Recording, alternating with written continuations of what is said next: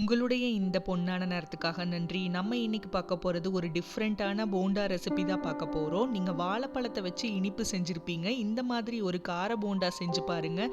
இது பார்த்தீங்கன்னா டேஸ்ட் ஒரு இனிப்பு, காரம், புளிப்பு கம்பைன் ஆகி ஒரு டிஃப்ரெண்ட்டான டேஸ்ட்டில் இருக்கும். வாங்க எப்படி செய்கிறதுன்னு பார்க்கலாம்.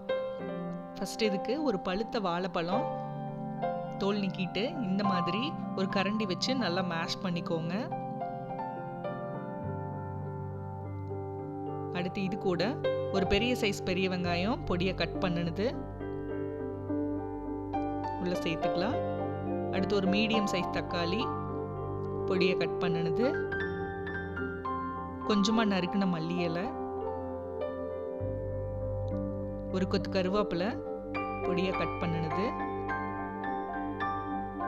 அடுத்து 3/4 கப் கடலை மாவு, எல்லாத்தையும் ஒன்றா உள்ள சேர்த்துடலாம். அடுத்து 2 ஸ்பூன் அரிசி மாவு,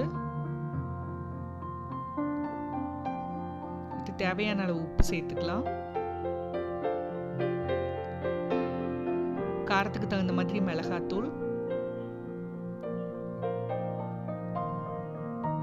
1/4 ஸ்பூன் மஞ்சத்தூள்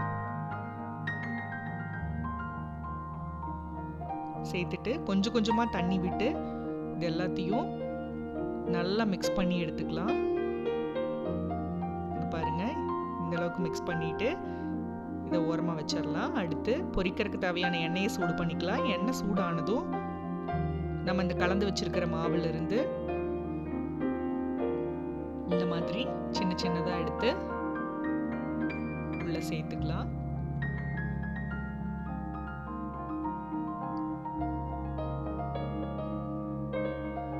மீடியம் ஃப்ளேமில் வச்சு வேக வைக்கலாம். ஒரு சைடு வெந்ததும் திருப்பி போட்டு வேக வைக்கலாம்.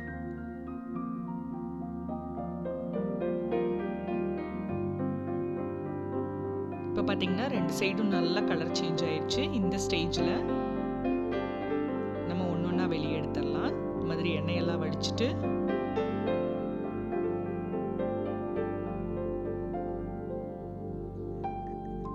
பார்த்தீங்கன்னா நம்ம டக்குன்னு குயிக்காக செஞ்சிடலாம். டேஸ்ட்டும் அவ்வளோ சூப்பராக இருக்கும். டிஃப்ரெண்ட்டான டேஸ்ட்டில் இருக்கும். இதே மாதிரி மீதி இருக்கிற மாவுலையும் நம்ம ஒன்று ஒன்றா போட்டு பொரிச்சு எடுத்துக்கலாம்.